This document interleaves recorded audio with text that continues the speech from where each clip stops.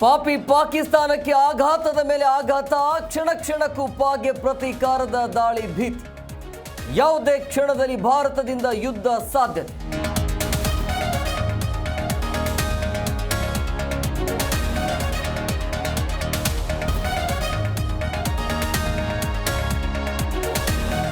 ಪಾಕಿಸ್ತಾನಕ್ಕೆ ಹಿಂದಿರುಗಲು ನೀಡಿದ್ದ ಗಡುವು ಮುಕ್ತಾಯ, ಅಟ್ಟಾರಿ ಗಡಿಯಲ್ಲಿ ಸಿಕ್ಕಾಕಿಕೊಂಡ ಪಾಕ್ ನಾಗರಿಕ.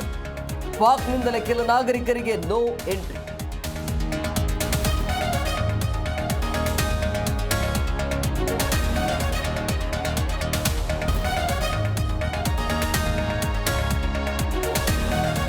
ಉಗ್ರರು ಎಲ್ಲೇ ಅಡಗಿದ್ರು ನುಗ್ಗಿ ಹೊಡೆಯುತ್ತೇವೆ. ಪೆಹಲ್ಗಾಮ್ ದಾಳಿ ಮಾಡಿದ ಒಬ್ಬರನ್ನು ಉಳಿಸೋದಿಲ್ಲ.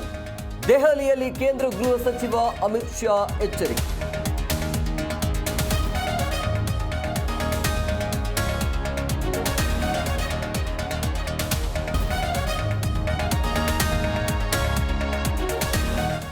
ನಾಳೆ ಎಸ್ಎಸ್ಎಲ್ಸಿ ಪರೀಕ್ಷೆ ಫಲಿತಾಂಶ ಪ್ರಕಟ, ಶಿಕ್ಷಣ ಸಚಿವರಿಂದ ಮಹತ್ವದ ಸುದ್ದಿಗೋಷ್ಠಿ.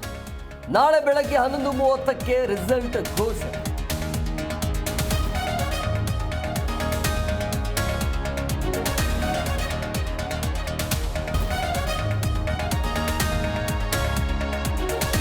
ರಾಜ್ಯದಲ್ಲಿ ಮುಂಗಾರು ಪೂರ್ವ ಮಳೆಯ ಆರ್ಭಟ, ಬೆಂಗಳೂರು ಸೇರಿ ಹಲವೆಡೆ ಭಾರಿ ಮಳೆ.